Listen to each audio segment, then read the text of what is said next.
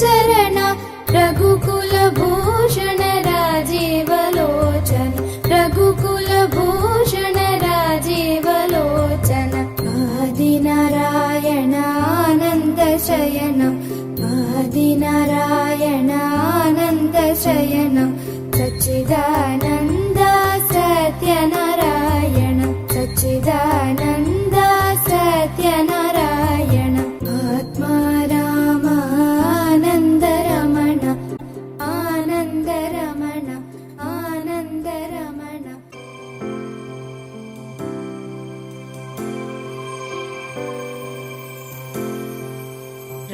रामचन्द्राय जनकराजजा Manoharrai मामकाभीष्टदाय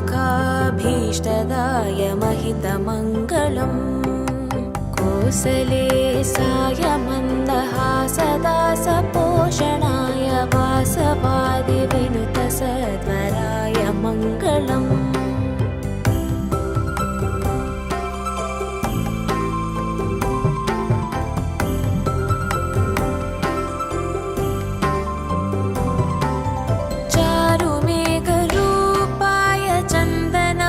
चर्चिताय हारकटकशोभिताय भूरिमङ्गलम्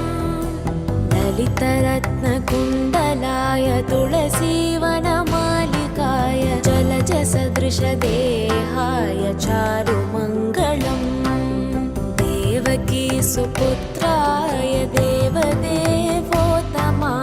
भावजा गुरुवराय भव्यमङ्गलम् पुण्डरीकाक्षाय पूर्णचन्द्रवदनाय अण्डजवाहनाय अतुलमङ्गलम्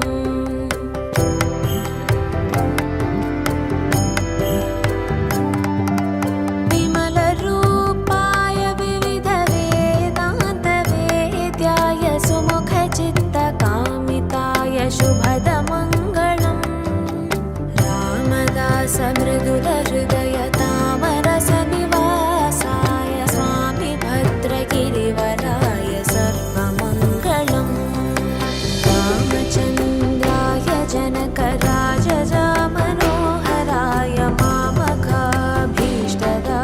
महितमङ्गलम् मामकाभीष्टदाय महितमङ्गलम्